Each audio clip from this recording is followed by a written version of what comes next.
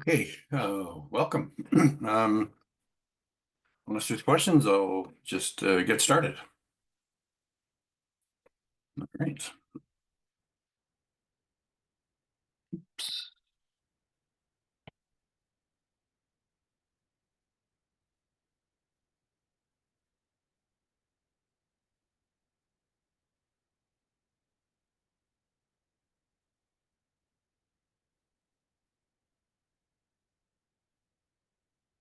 Um, oops.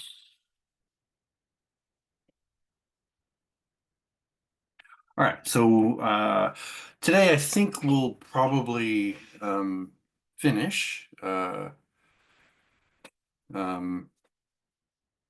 talking about this section of calculus. It's possible that I'll have a few things remaining, but I'll get close, at least close to finishing.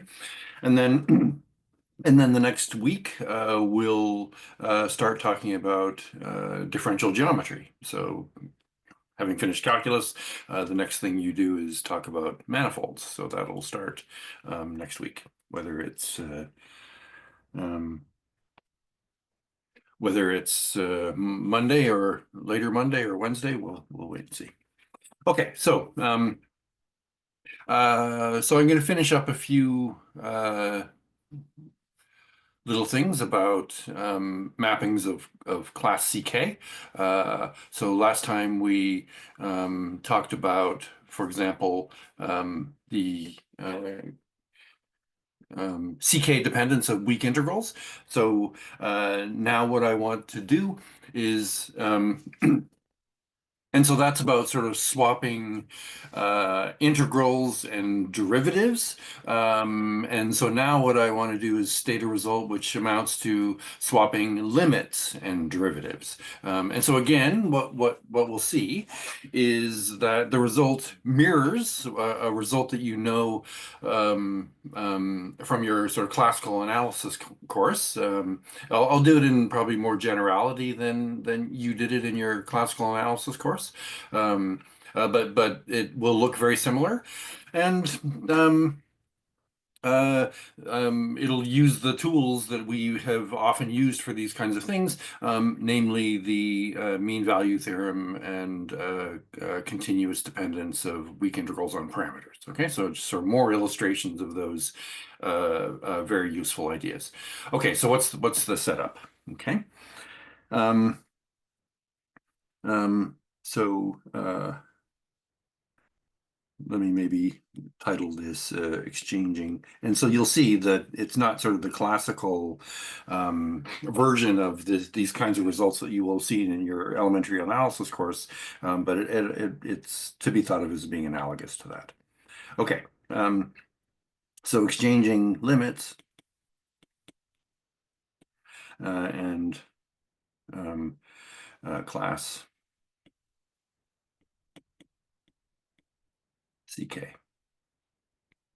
Okay, so if you have a collection of things that are of class CK, and it depends on a parameter, when can you exchange limits in the parameter with the notion of being class CK? That's the idea. Okay, so what's the setup here? So the setup is the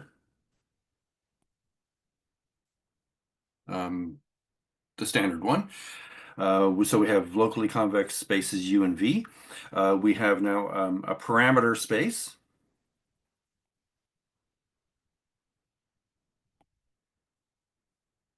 S, and this is just an arbitrary topological space.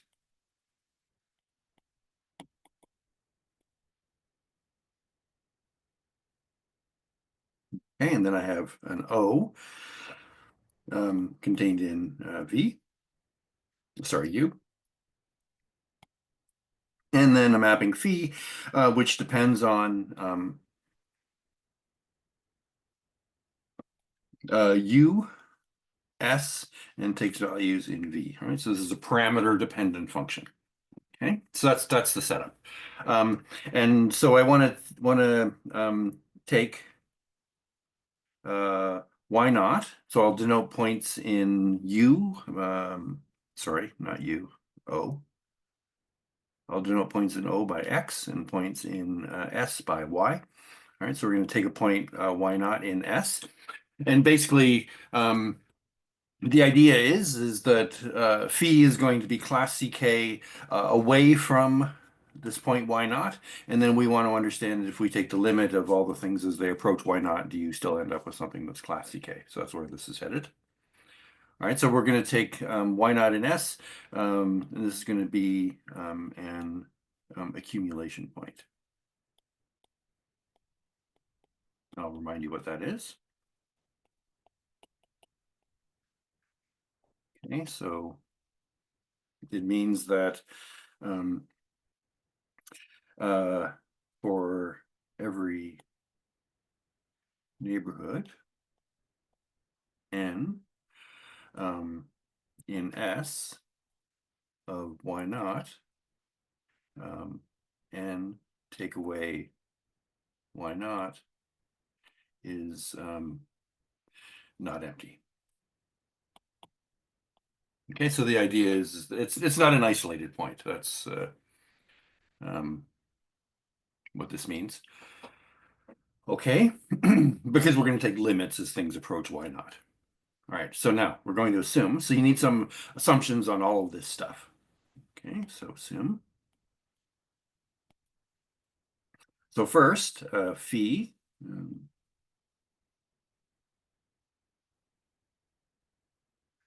Phi is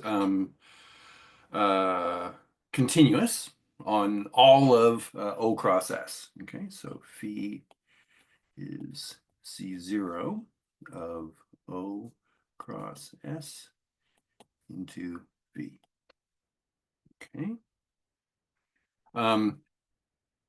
So now we look at differentiability. So if phi y, okay, so this is going to be a map from O into V is given by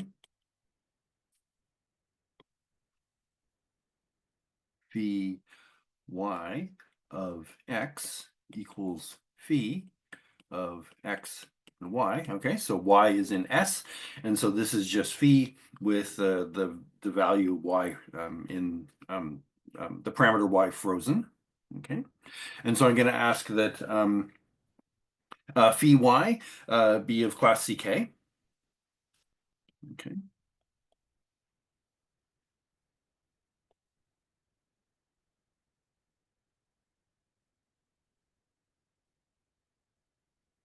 Okay, for every y, except of course at y naught, because I'm trying to conclude that it's also going to be class CK at y naught. Okay, so this is true for y in S without y naught. Okay, all right. And now, so this hypothesis here was with a frozen value of the parameter.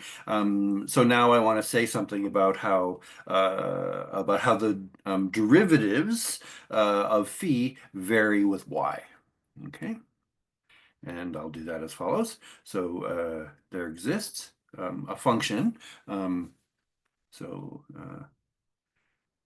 let me say for every j, a positive integer, with j less than or equal to k.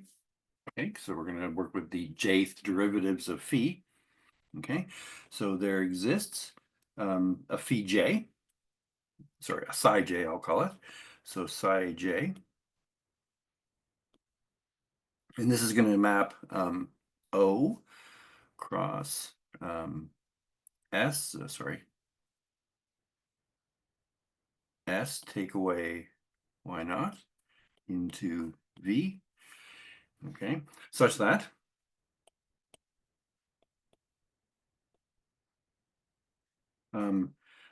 psi, oh, I apologize. I'm forgetting the derivative parameters across uj into v, such that psi j of x, y, u1 up to uj is equal to d, because I know now that with frozen values of y, phi y is of class ck, so I'm going to take its derivative.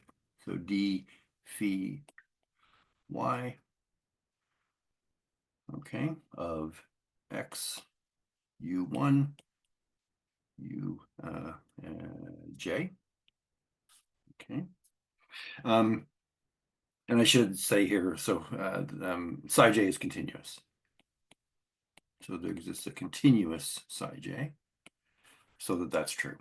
Okay, so this is just saying that the derivative of phi with respect to x, okay, with y frozen, okay, that is a continuous function of its arguments. And so the arguments are x and then these j directions. And so that's, of course, dj phi.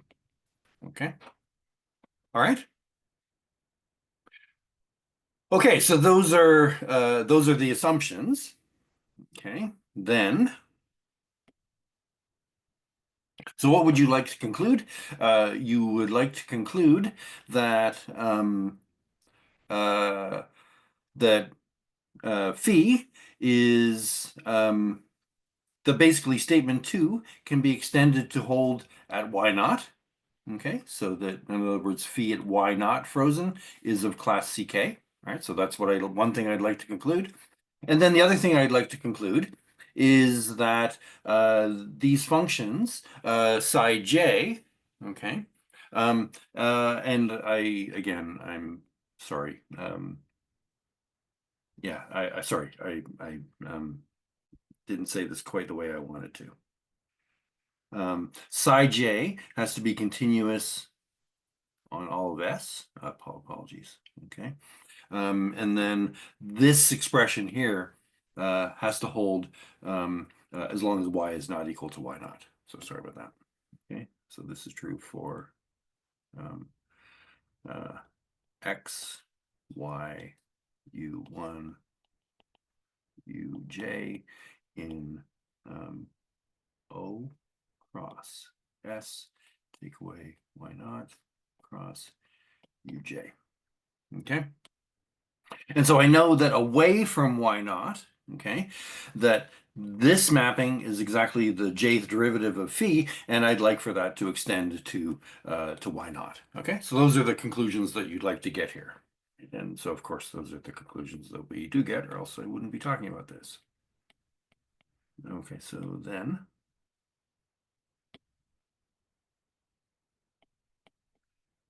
okay, so first conclusion is that phi y naught is of class ck.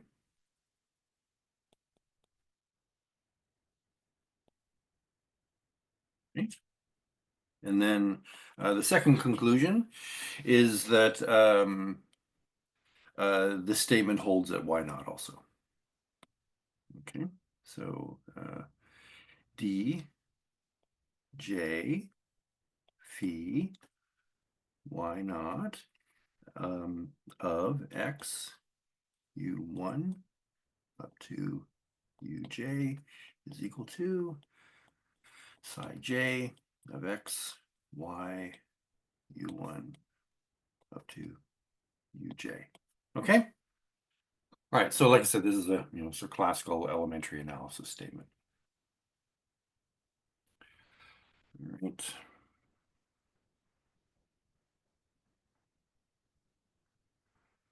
I'm sorry, I'm sitting here. I'm sitting here dealing with Microsoft. I don't use Microsoft, except my university forces me to, so I'm dealing with the consequences of that. So every once in a while, I'll be distracted while I deal with Microsoft. Sorry about that.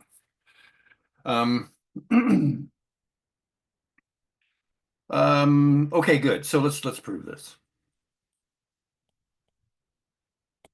All right, so the first thing is we're going to assume without loss of generality that f is equal to r.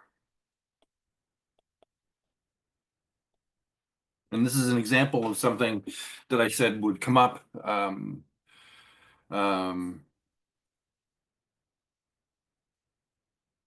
Oh, so sorry, there was a question there.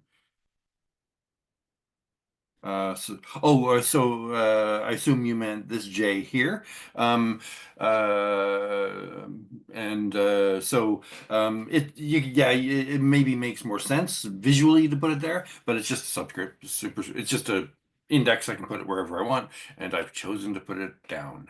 So, yeah. Okay. All right, okay, good, thanks. Yeah. Uh, so so last time we gave a condition that related being class CK with respect to real differentiation to being class CK with respect to complex differentiation.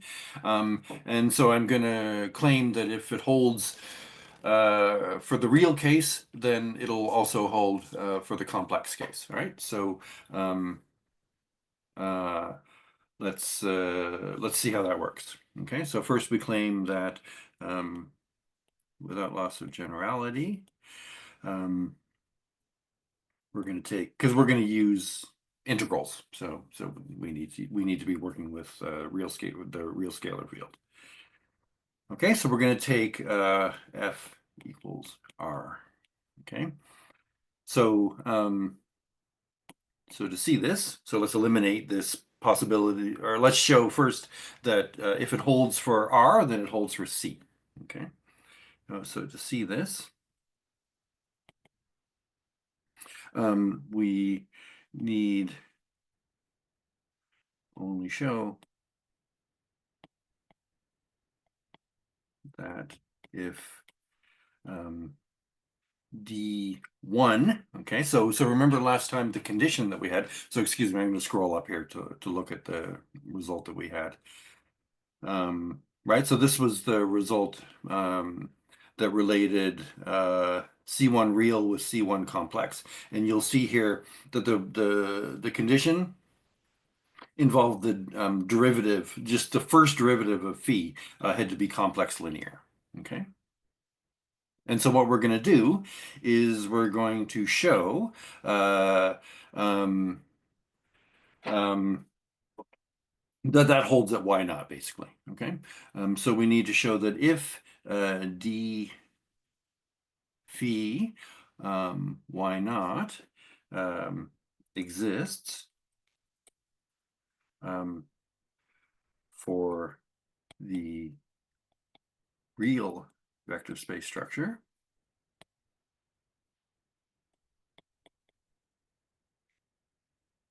Okay, so in other words, assume that we've proved the result for k equals 1 in the real case. Okay, then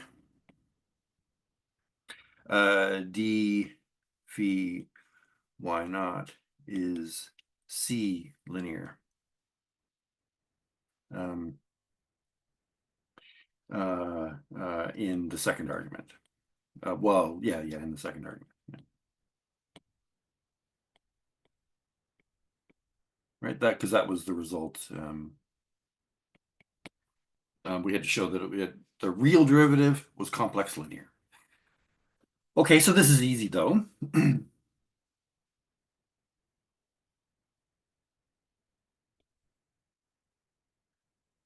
Okay.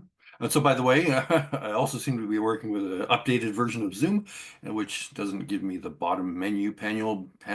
It's probably a setting that I have to change. So your chats don't kind of show up by default. Sorry about that. Okay. So to see this, let A be a complex scalar and compute. Okay, so we need to show that d phi, and this is the real derivative that I'm going to be writing in all of these cases. Okay, so this is d phi with the real vector space structure. So d phi y naught of x a u. Okay. So what's that? Well, that is going to be the limit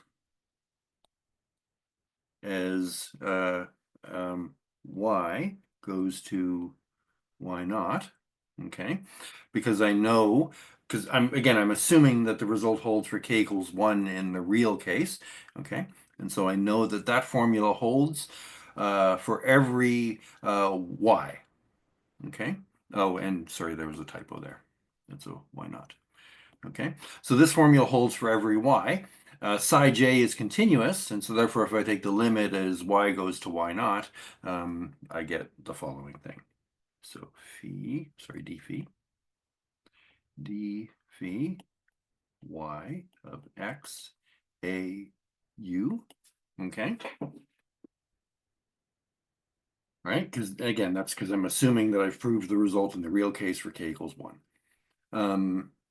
All right, so now away from y naught, okay, so if I'm away from y naught, the hypothesis is that phi y is complex differentiable, and so therefore I can pull the a out.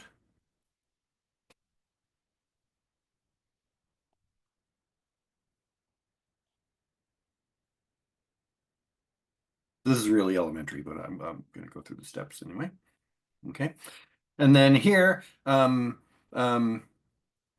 I claim that I can pull this a outside the limit.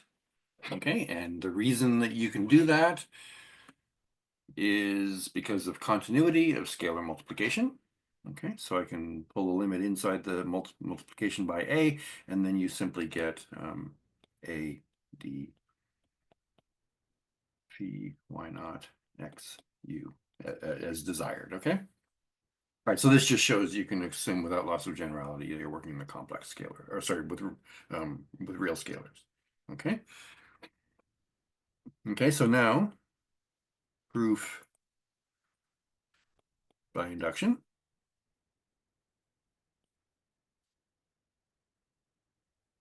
And I'm going to prove it only in the base part of the induction for k equals 1, because the proof for the higher derivatives follows by exactly the same argument, but just substituting in if you're going to prove it, if you assume it for, let's say, k equals m, and you want to prove it for k equals m plus 1, then you work with the mth derivative with m arguments substituted in it, and everything else looks exactly the same. Okay, so I'll just prove it in the k equals 1 case. Okay, so the case k equals 1 is proved as follows.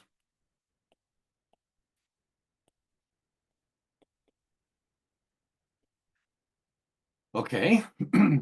um, all right, so let's let x be in O and U be in U, and let R be sufficiently small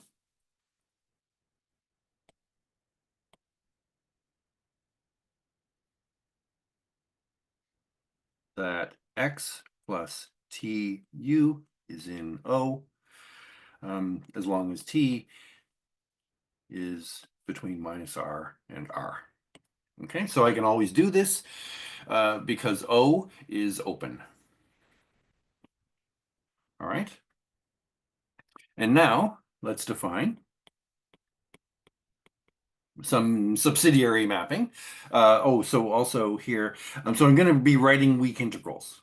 Okay, but I haven't done anything to ensure that these weak integrals exist. And so what I need to do, therefore, is I know, so I said this before, and we don't use it often, but we're going to use it now. One condition for weak integrals to exist is that they depend continuously on the parameter with respect to which you are integrating, okay, which in this case is going to be S, um, and and the vector space in which your integrals are being taken is complete. All right, so but I haven't said that the vector space is complete. So what we're going to do is we're going to work with the completion, and we're going to prove things in the completion, and then we'll see that they actually hold in the vector space. Okay, so therefore, let V bar be the completion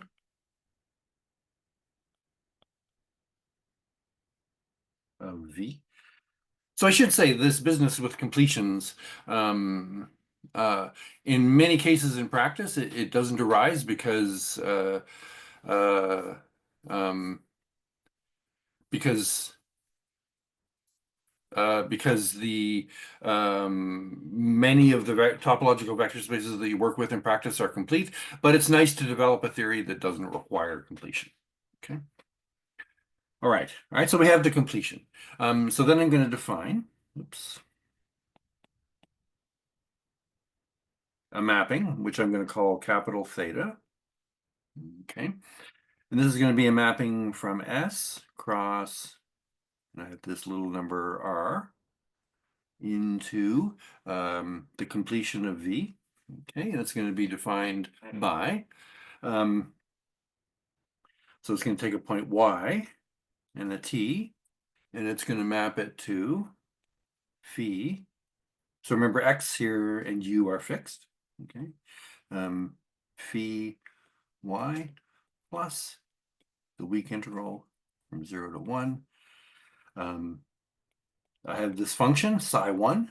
Okay, so my right in my hypotheses for the result, I had these functions which were equal to the derivatives away from y naught. Okay, so I had that function psi1, and so sorry, I um, I see, Bianca, what you mean. I was inconsistent here with my superscripts and subscripts. Okay. I think I just made that mistake once. Okay, so I have this function psi1, and I'm going to integrate x. Sorry, here I'm going to do some correction of Microsoft.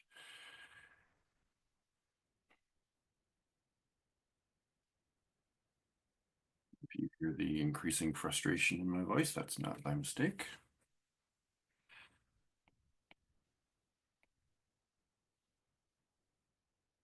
Okay, all right, so I have this point, okay, x plus tu in O. All right, so and this integral then is going from x, all right, when s is equal to 0, so it's going from x to x plus tu.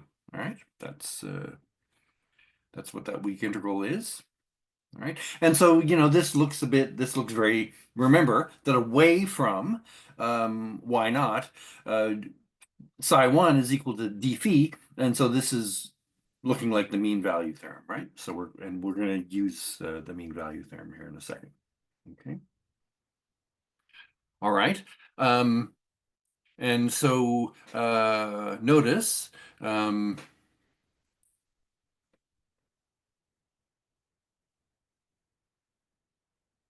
weak integral exists. Okay, and again, that's why we had to use the completion. Okay, so this expression, it makes sense, and is continuous. Okay, because the integration here is being done with respect to s, and so we regard y and t in the integrand as parameters, and so again, we're using the continuous dependence of the weak integral on parameters. Okay. Okay, so this is continuous. All right, so also define another mapping, which is very much related to this capital theta. So I'm going to call capital theta hat. So this is going to again be a mapping from S cross minus R into V, and it's it takes a point at Y and a T and maps it to phi of X plus T U Y. Right? So that's kind of a boring thing. All right. So note that when y is not equal to y naught, okay, so when y is not equal to y naught, then psi1 is d psi, or sorry, d phi. And so therefore, by the mean value theorem, we have the following thing. So we have phi of x plus t u y is equal to phi of x y plus the weak integral. All right, so these things are the same.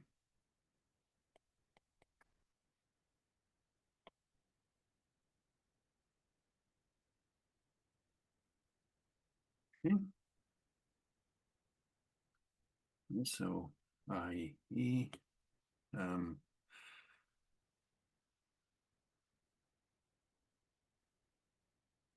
Theta of y and t is equal to theta hat y and t when y is not equal to y naught. Okay. All right.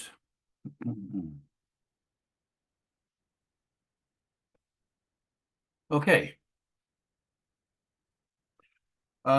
Okay, so what do we have now? So we have these two expressions, or these two functions, theta and theta hat, and they agree away from y naught. Okay. So since s take away y naught is dense in S. And so if you haven't seen this terminology dense before, I'll remind you what it means. Okay, so it means i.e. the closure of S take away y naught is equal to S. Okay, and that's where I'm using the fact that y naught is an accumulation point. Um, because otherwise this won't be true. Okay. All right. So now what do I have? I have two continuous functions, theta and theta hat, that agree on a dense subset of S cross minus R to R. Okay. And so if you have two continuous functions that agree on a dense subset, then they must agree. And that's just by continuity. Okay. So thus, oops, sorry.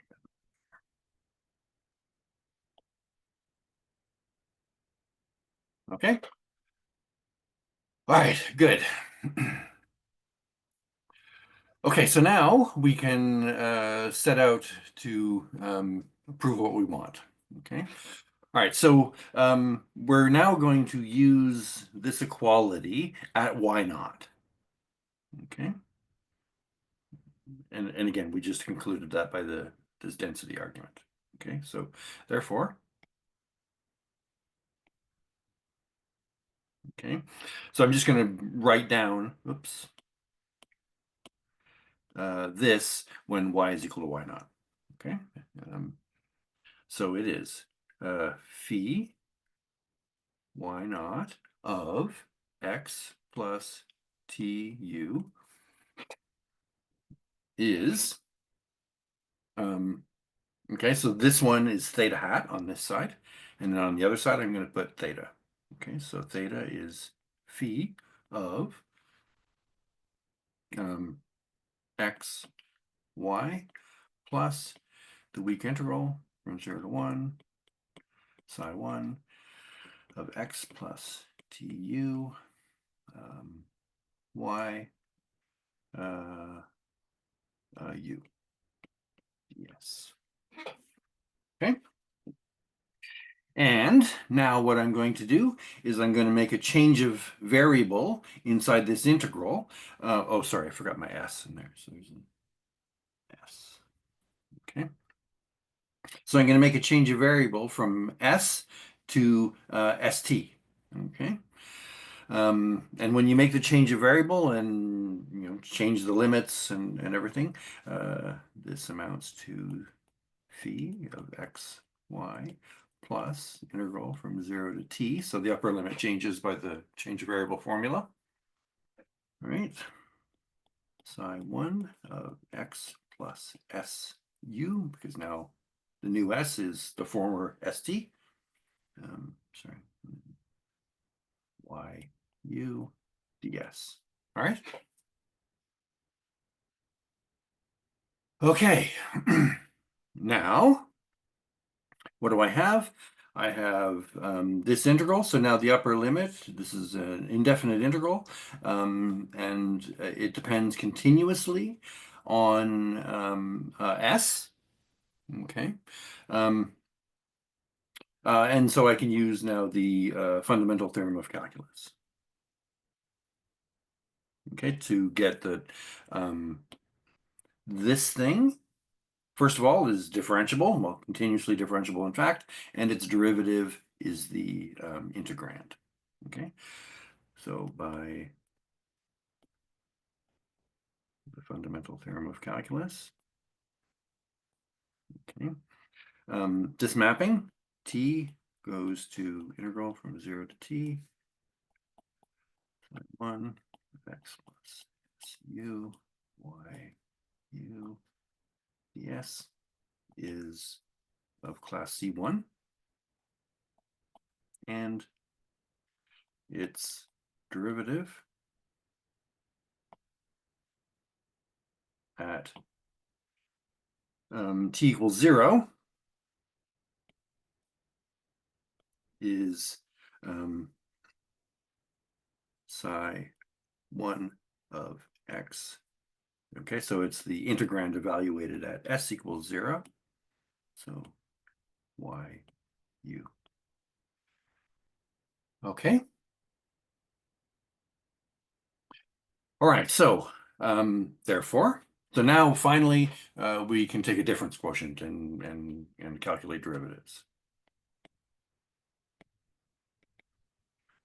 Okay, so let's write down limit as t goes to 0, phi y naught of x plus t u minus phi y naught of x over t. Okay. All right. So I have, oh, and I apologize up here again. Yeah, I'm sorry. In this expression here, I meant to have these are all y naughts. Sorry. Here too. That's the why I care about here.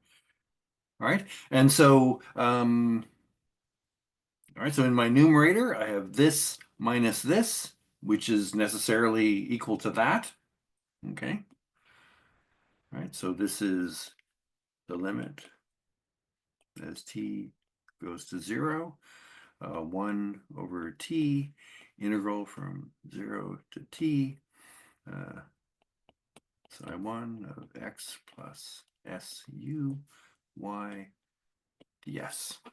Okay, but from what I just said, this curve here, as thinking of this as a function of t, is differentiable, and its derivative is at t equals 0, which is what I'm doing here, right? I'm taking the derivative of that curve at t equals 0, and it's equal to that.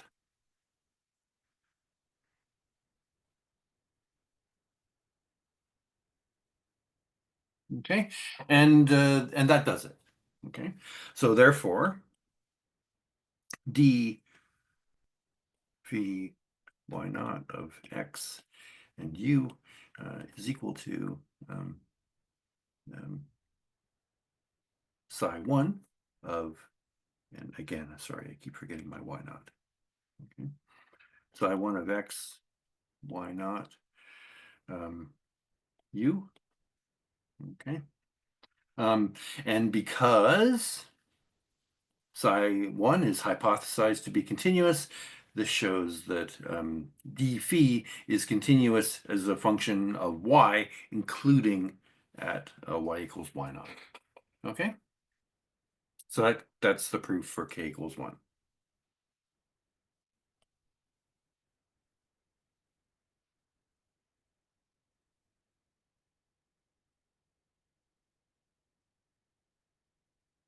Okay, and so I'll just sort of say in words. So the induction step.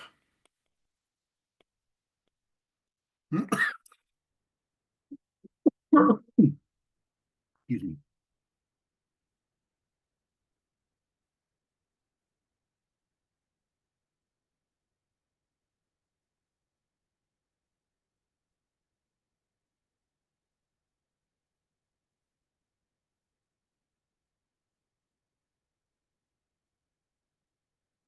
Okay.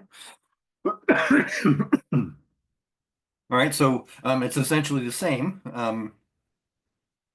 except um, we're going to define a theta here, but theta isn't just going to be defined using phi. It's and psi one. It's going to be defined using uh, dm phi with a bunch of arguments stuck into it. And here you're going to have psi m plus one.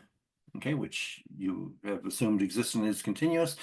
So everywhere you see a phi, you put the mth derivative of phi, and everywhere you see a psi one, you're going to put a psi m plus one, right? So and you need to put a bunch of u's into the arguments of d psi, d phi, and psi m plus one. Right? Other than that, everything's exactly the same. Right? So that's all I will say about that. Okay, and it's very often the case with these arguments that um, uh, the case k equals 1 captures all the stuff. All right. Any questions about that? Okay. Um,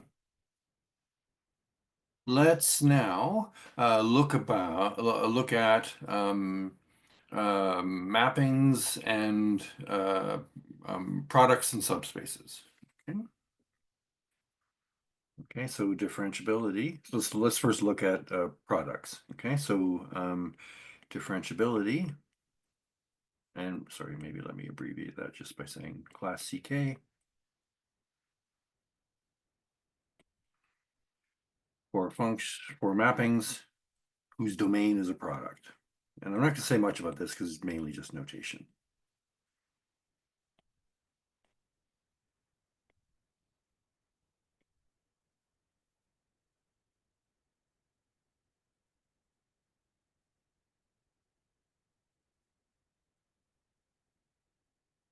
Okay, sorry.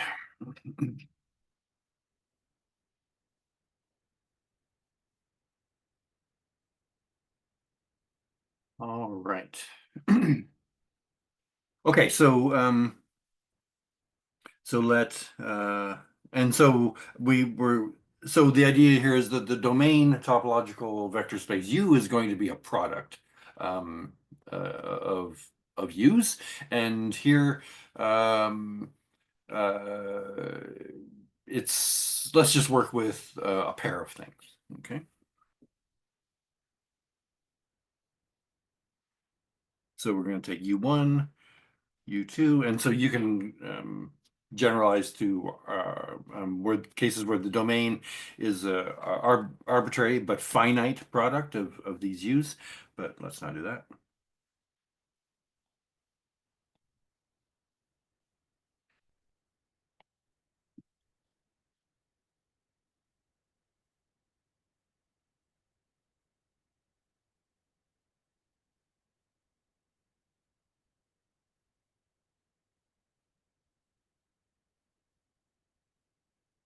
Okay, so we have a mapping phi, which is now a function of two variables, right? So U1 and U2.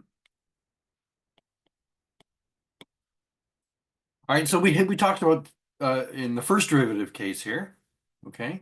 We talked about partial derivatives, okay? So we have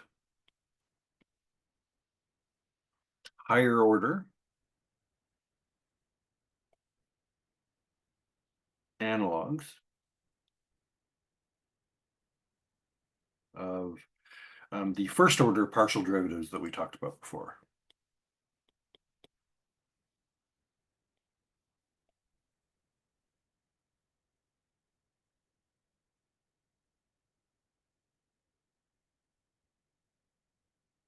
All right, so remember what the first order partial derivatives were.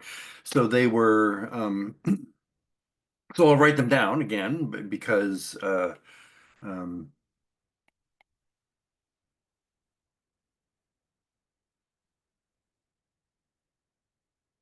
and because I'm just going to sort of use these definitions to sort of chat my way through how you do this for um, higher order partial derivatives.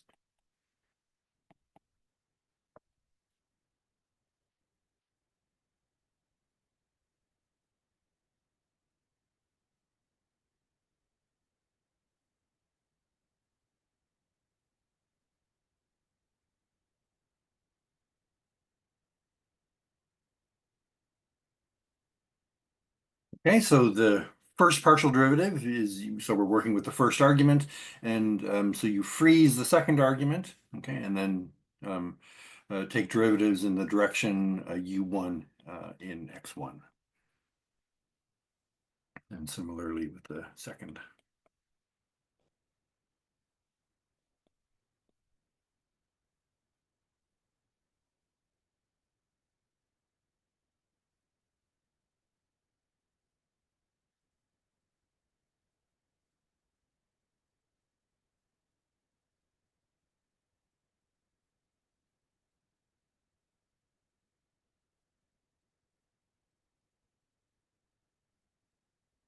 Okay.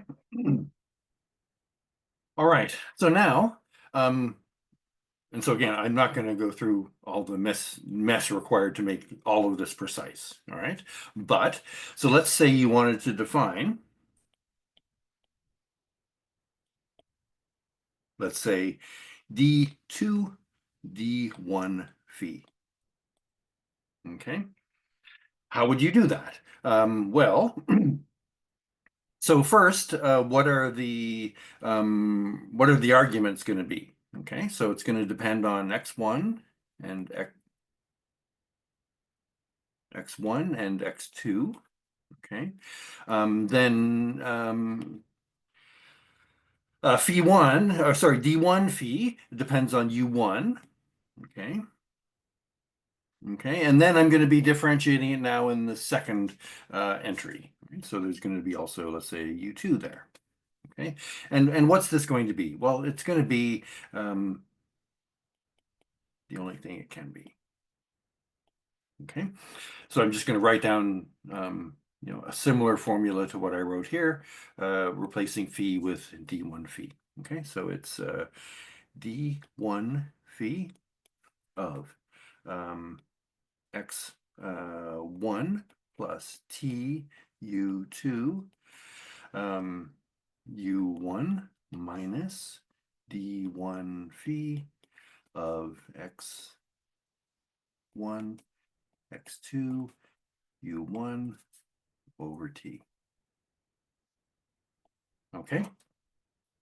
And similarly, so you could do d1 d1 phi. Okay.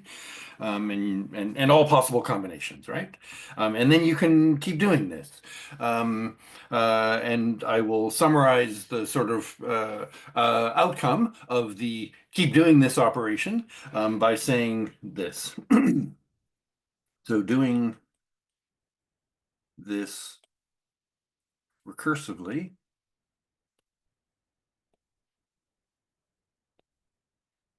allows us to define, let's say, dj1, djk phi of x1, x2, uj1 up to ujk. All right. And here, the j's can either be 1 or 2. Okay. right? So you can, you could go you could continue this with a D1, D2, D1, right? And all that kind of stuff. Okay, and the U's, so the U, J1 is in U, that's U, U, J, maybe let me write it like this.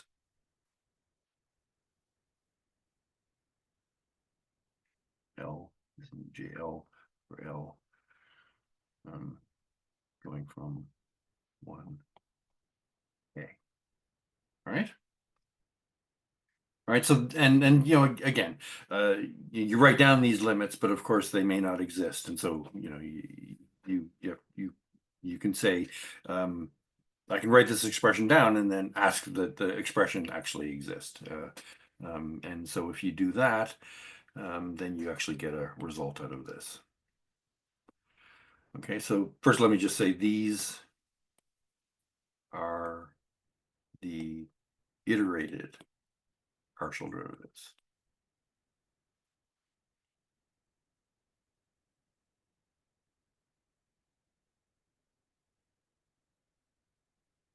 Of phi when they exist, which they may not, of course.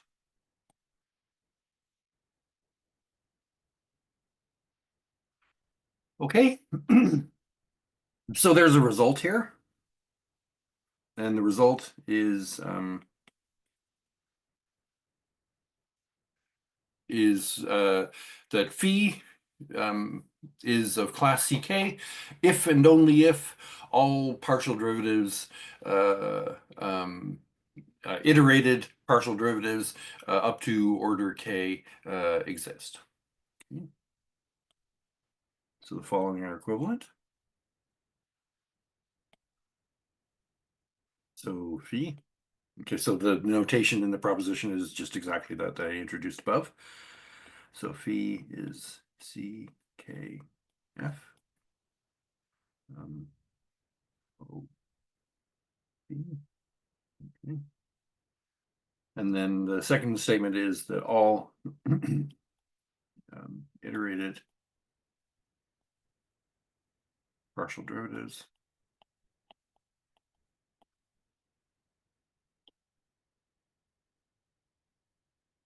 up to order K exist and are continuous.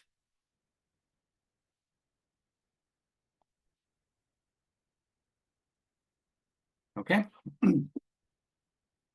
Again, so another example of a result that you have from calculus that's also true in this more general setup.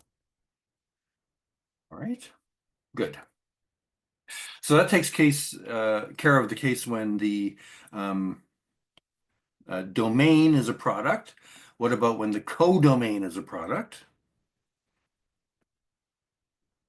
So class CKF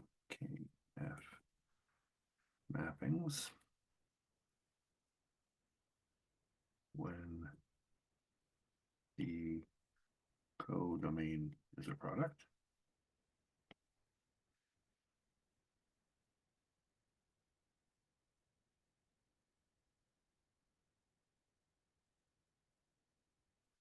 All right, so what's the setup here?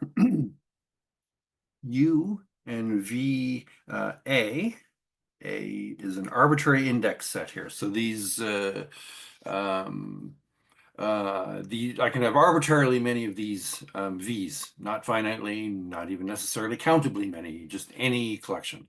So this is why I wanted you to think about product topologies way back when. All right.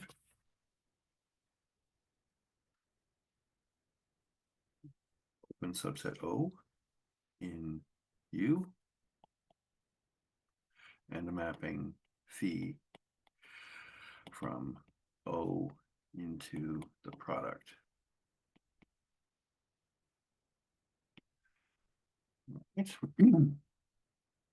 So you want to know then when phi is of class CK.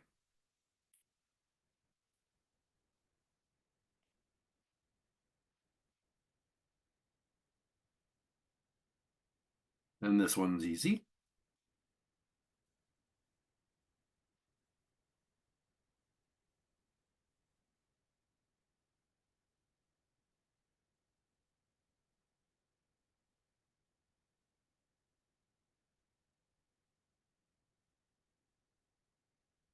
It's exactly when each component is of class CK.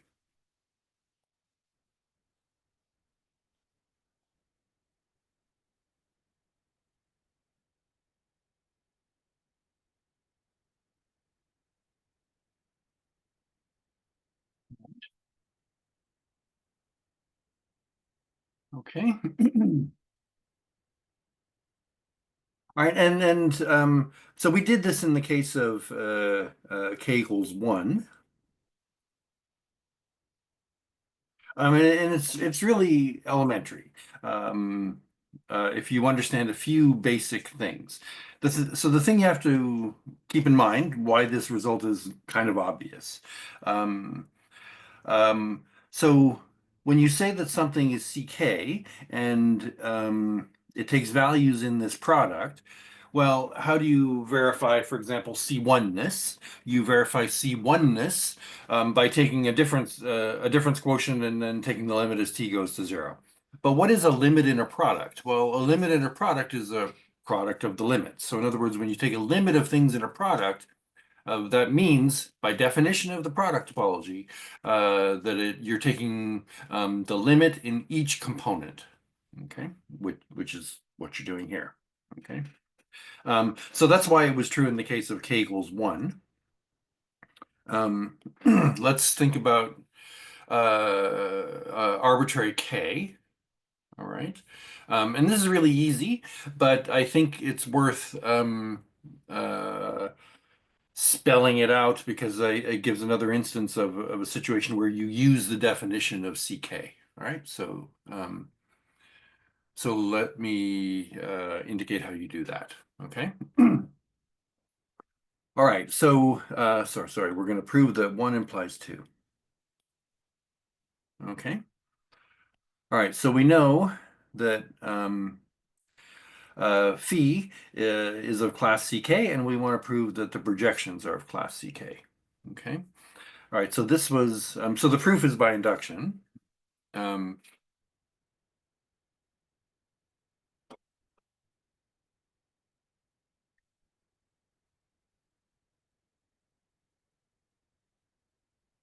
on K. Okay, so the case K equals 1 was done before. And I basically just did it again for you kind of verbally by sort of saying that, you know, difference quotients as limits are taken exactly by taking the difference quotients in each component. That's just a property of the product topology. Okay, so the case K equals 1 was done before.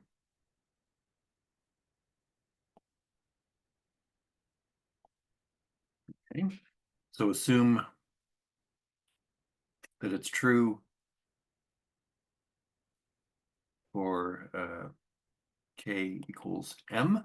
Okay, so in other words, assume that if phi is of class CM, then each component is of class CM, and then I'm going to prove the result is true for k equals m plus 1. All right, so then all right, so let me say it this way. Okay, so we're going to assume that, so we're assuming the result holds for k equals m, and we're assuming that phi is of class CM plus 1. That's the induction.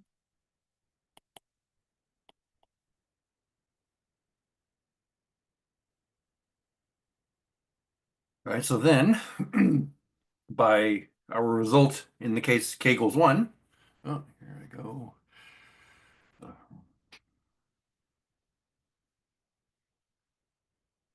fun morning fixing this Microsoft thing. So then, by the result for k equals 1, we have the derivative of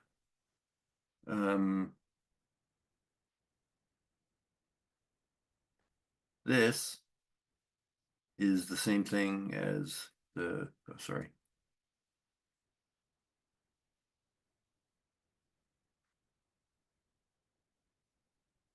Okay, so we saw this when we looked at the case of k equals 1. Okay. All right, so this shows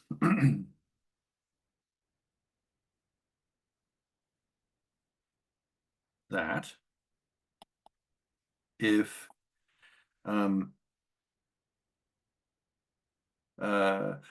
so this shows that d phi is of class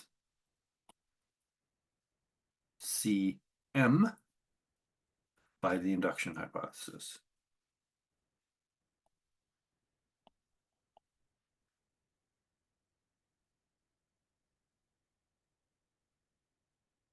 Okay.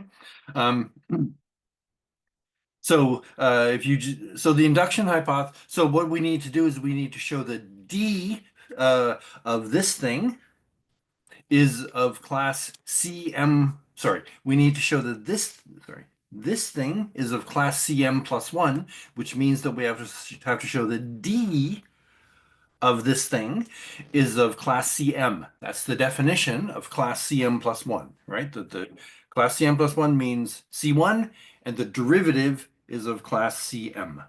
All right? But the derivative is computed by this. I'm assuming that this is of, so I know that this is of class CM, and so the composition is of class CM because this is linear, and so it's infinitely differentiable. Okay, so this is the composition of something that's infinitely differentiable with something that's of class CM, so it's of class CM. Right, and so therefore this is of class CM, and that shows that this is of class CM plus 1. Okay, so these arguments are really simple, but until you've done them a couple times, you kind of they almost seem too simple, I guess, is one of the issues here. That's sometimes true with things, that they're deceptively simple. You kind of feel like they should be harder. Okay, so for the other direction, okay, so again, induction on K.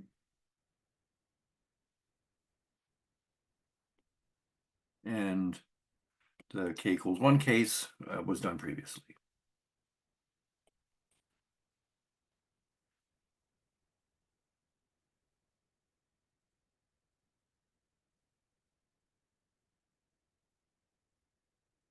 Okay.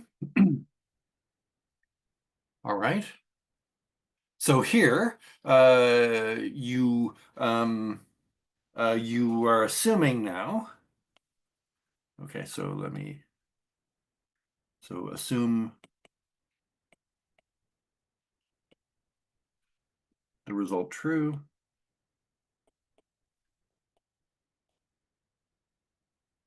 for k equals m. Right. All right, and so what that means in our case is that if, and I should maybe say here, this is true for every a. Okay. So what I'm assuming now is that if this is of class CM, then this is of class CM. That's what I'm assuming. And that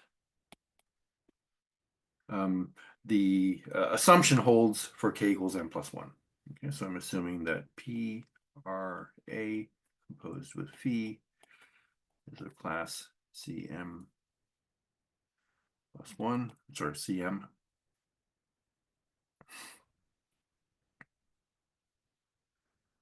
Sorry, m plus 1.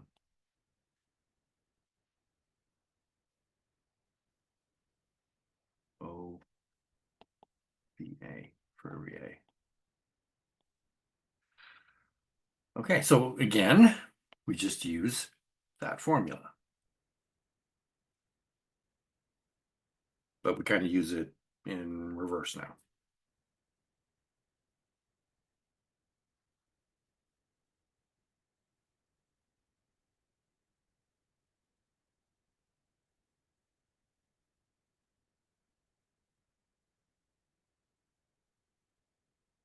Okay. So what do we need to show? We need to show that D phi is of class um, CM. Okay. Um, yeah, okay. Um, and why is D phi of class CM? Well, I know that this, I'm assuming, is of class CM plus 1. Okay. And so D of it is of class CM. Okay. Um, And then over here, um, I'm I'm going to so I know that this thing, therefore, is of class CM, right? And then I apply the induction hypothesis not to phi, but to d phi. Okay, so I apply the induction hypothesis with a d phi placed in each of the slots here. Okay, so by the induction hypothesis, the result holds. Okay.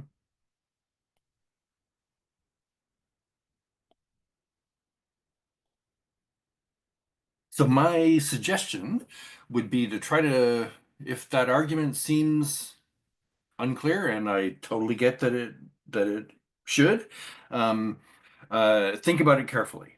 All right, because I think it leads to a good understanding of certain basic things. And there's nothing I can do because the fact is, explaining this almost makes it harder to believe. Um, so go through it yourself, and then you'll see that it's kind of obvious, but you do have to go through it.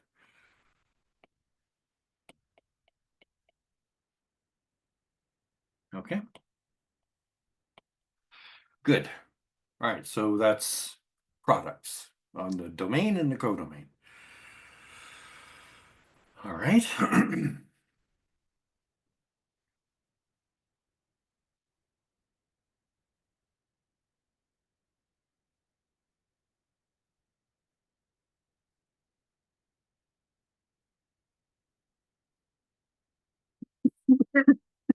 Excuse me.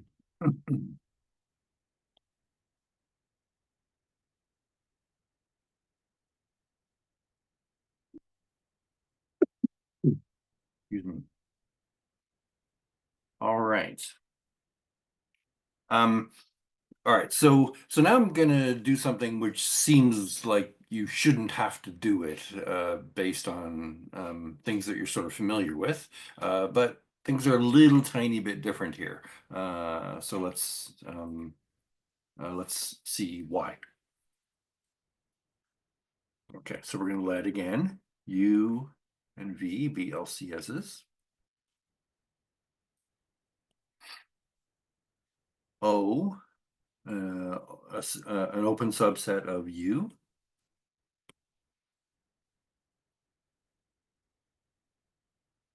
And here, we're going to take a subspace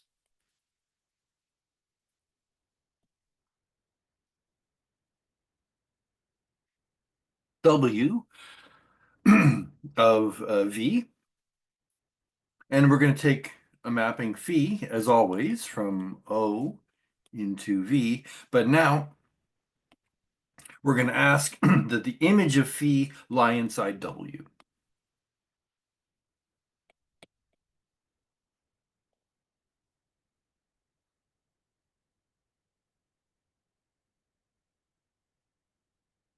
And so the question that arises here is the following. I have two mappings that I can think about. I have my mapping phi, which takes values in V, but really, phi takes values in W, okay? And the question then is, what's the relationship between being of class CK between those two mappings? One taking values in the bigger space V, and the other taking values in the subspace W. So Um, in normal calculus, so this is like, say, a function um, which takes values from R2 into R3, but it's zero, let's say, in the second component of R3. And so really it's just a mapping from R2 to R2, and the third component in R3 isn't doing anything, right? And so clearly it's just as differentiable as a function into R2 as it is as a function into R3. That's not true automatically in this setting, okay? 'Cause it depends on W, right? And we'll see exactly how. But first, let's just introduce some different notation because we kind of have two mappings, phi. One that takes values in V, and then there's this other one which takes values in W, and let's distinguish between them notationally. And I'll just call it phi prime. This is going to be a mapping from O into W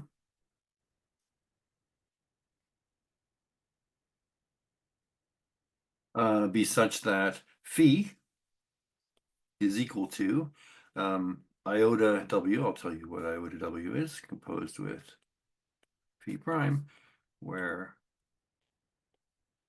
iota W from W into V is just the inclusion mapping.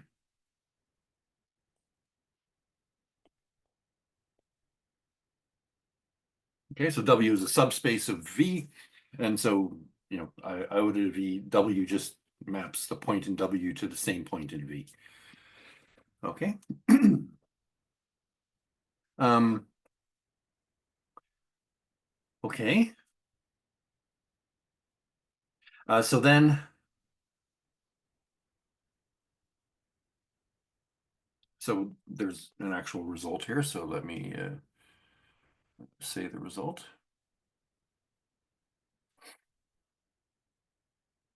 Oh, so first I should clarify one thing. Um, we're going to consider mappings with values in W here. So W needs to be a locally convex space in order to do the stuff that we're going to do. So uh, we're going to take W to be the locally convex space whose locally convex topology is just obtained from V, of course. Okay, so on W, use the locally convex topology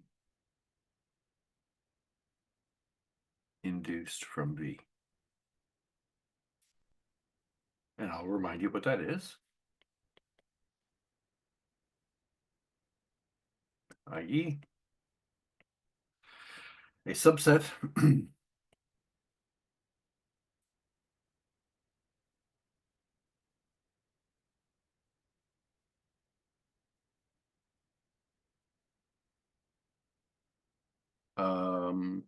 n, n, let's say, in W is open in the induced topology if and only if there exists, let's say, an n prime in V open such that n is W intersect n prime. That's the definition of the induced topology. So it's just open sets in the subset, in this case W, are obtained as intersections of open sets from the larger space. That's just the definition of the induced topology. Okay, so then there's an actual result here, which I'll state.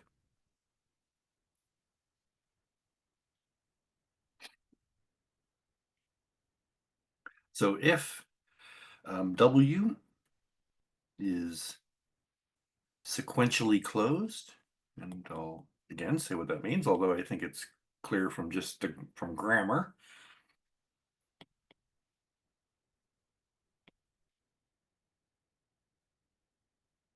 So i.e. if any sequence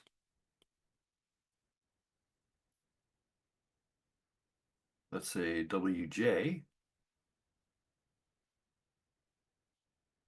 in W converges in V, okay? The limit is actually in W.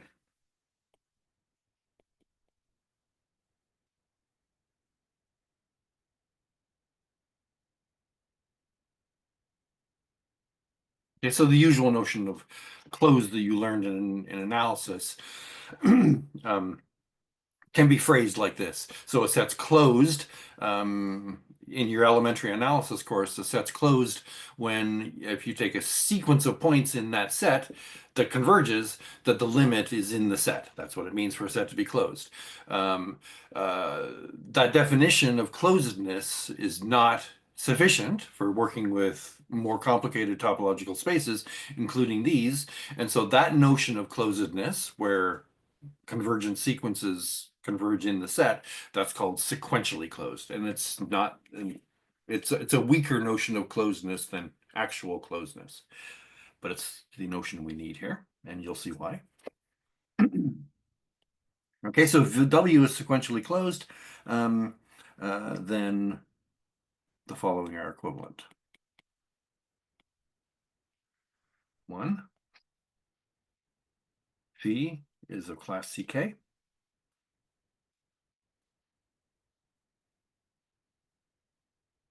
2, phi prime is of class CK.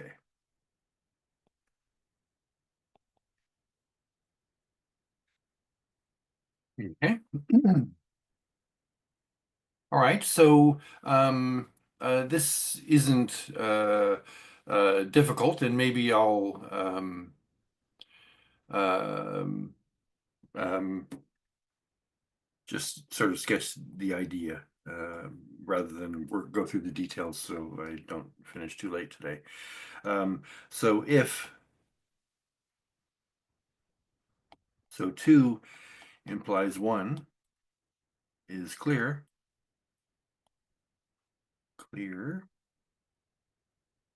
since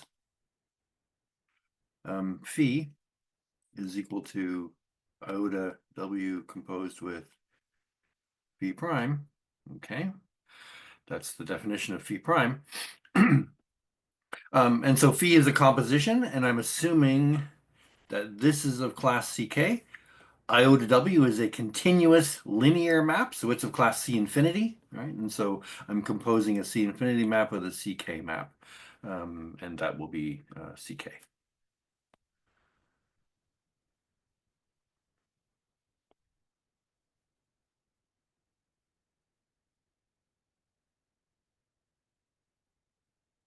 All right, so one direction's easy.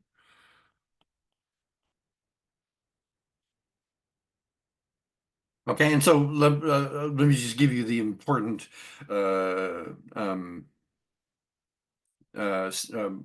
element of the proof that 1 implies 2. Okay, um, so difference quotients.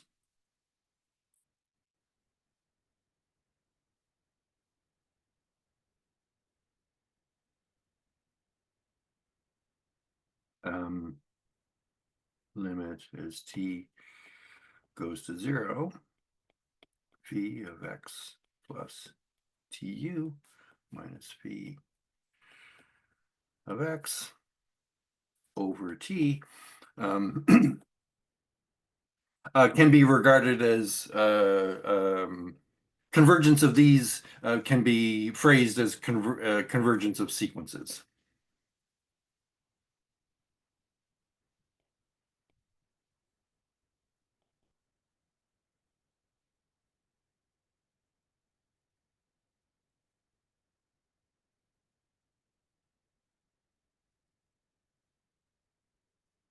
By choosing a sequence Tj converging to 0,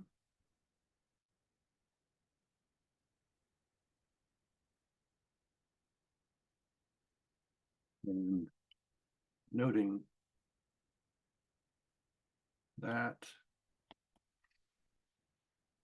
the limit, excuse me, as t goes to 0, v of x plus tu minus v of x over t is the same as the limit as j goes to infinity of v of x plus ju minus v of x over tj. Okay. So the point is that you only need to compute the difference quotients, you only need limits of sequences. So that's why you get this notion of sequentially closed. And so what you can see here is, so you know that phi takes values in W. Okay. And so therefore, so phi takes values in W. And so both this and this live in W, so their difference lives in W because W is a subspace. When you divide it by Tj, that lives in W because W is a subspace. And so therefore you have a limit of things in W, and in order for that limit to be in W, you need sequential convergence. And that's the main essence of the argument. Okay. Okay, so I'm going to stop there today. So I didn't quite get to the end of talking about differentiability, but I should be able to do so quickly on Monday. And then, like I said, the next thing we'll talk about is manifolds. Okay, so um, uh, thank you, and I'll see you next week.